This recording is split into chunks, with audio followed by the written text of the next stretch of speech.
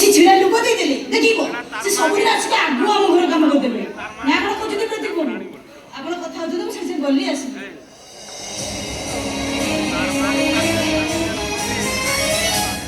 ବୁଝିଲେ ସୌମ୍ୟ ବାବୁ ଯାହା କୁହନ୍ତୁ ଚାକର ଚାକରି ରଖିବାର ଆଦତ କାଇଦାର ମ୍ୟାଡମକୁ ବେଶ ଭଲ ଭାବରେ ଜଣା ଅଛି।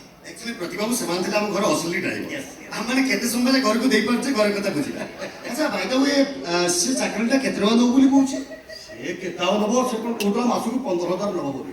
ତେବେ ଟଙ୍କାଟା ବଡ଼ କଥା ନୁହେଁ ବଡ଼ କଥା ହଉଛି ବିଶ୍ୱାସ। ହଁ କିନ୍ତୁ ସେ ଚାକରାଣୀର ଗାଁ ଆଉ ତା ଘର ଠିକଣା ଜାଣିବା ପାଇଁ ଦିଆତ। ଆରେ ସେଇଥିପାଇଁ ତ ଆପଣ ପାଖକୁ ମତେ ଆସିବାକୁ ପଡ଼ିଲା। ସିଏ ତା ଘର ଆପଣଙ୍କ ଗାଁ ମଧୁପୁର ବୋଲି କହୁଛି। ଚାକରାଣୀ କାଇଁ କୋଉଠି ଆପଣ କାହିଁ ସେ ମୁଁ ଡାକି ଦଉଛି। ଆରେ କୁଆଡ଼େ ଗଲୁ ଭିତରୁ କଣ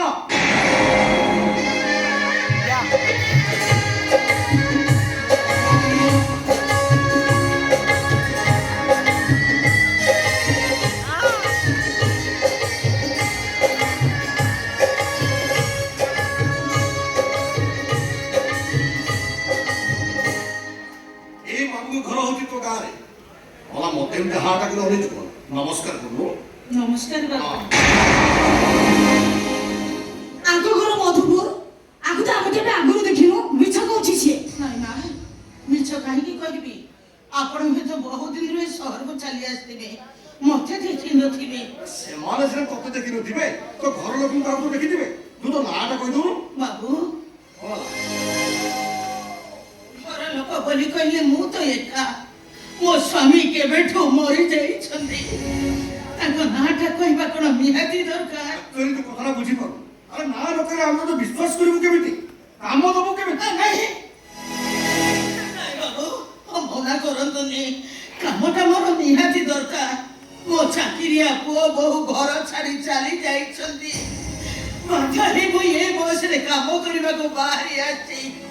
ସତ କହୁଛି ବାବୁ ମୁଁ ଏ ସହରର ନୂଆ ନିଜେ ଖଟିଲେ ପେଟ ଗଣ୍ଡାଇ ଖାଇବି ତା ନହେଲେ ଭୋକ ଉପାସରେ ମୁଁ ମରିଯିବି। ସେମିତି କିଛି ହବନି। ଆକ୍ଚୁଆଲି କଥା କଣ କି ଚାକର ଚାକର ମାନେ ଆଜିକାଲି କାମରୁ ବାହାର କରି ଘରକୁ ଆସୁଛନ୍ତି ଆଉ କିଛି ଦିନ କାମ କଲା ପରେ ମଉକା ଦେଖି ଚୋରି କରି ପଳଉଛନ୍ତି। ଚୋରି କରି ପଳେଇଲା ଭଳି ଲୋକ ମୁଁ ନୁହେଁ। ଆପଣଙ୍କର ଯଦି ମୋ ପ୍ରତି ଅବିଶ୍ୱାସ ହଉଛି ତାହେଲେ ମୋ ସହିତ ମୋ ଗାଁ ମଧୁପୁର ଚାଲୁନାହାନ୍ତି। ସେଠି ମୁଁ 20 ବର୍ଷ ହେଲା ଭଡ଼ାରେ ଥିଲି ସେଠିକା ଲୋକଙ୍କୁ ପଚାରି ବୁଝି ନେବେ। ଆକ୍ଚୁଆଲି ମଧୁପୁର ଯିବା ଲୋକ ମୁଁ ନୁହେଁ ମଧୁପୁର ଲୋକ ଯିବା ଲୋକ କହୁଛନ୍ତି ଏଇମାନେ ଯଦି ତମକୁ ବୁଝେଇ ପାରିବୁ